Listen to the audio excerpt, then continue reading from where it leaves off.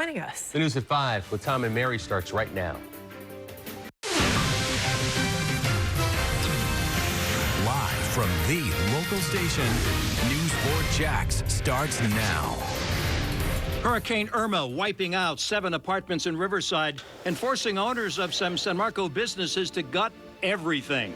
We didn't expect the whole river to come into the restaurant. New images show the road to a Westside mobile home park washed out, leaving people stranded. Plus, new information, the National Weather Service now saying at least 3 confirmed tornadoes tore through St. Johns County.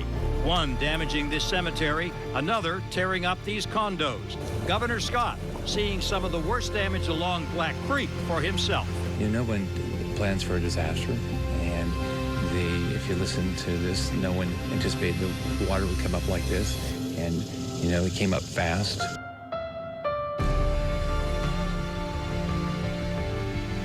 Now you're looking live over Black Creek as our Sky 4 helicopter hovers over this Clay County flood zone.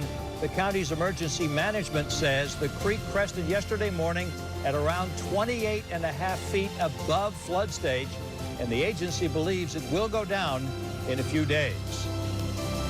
Governor Scott has flatly declared his goal is to get help to everyone in our area who needs it. He says his main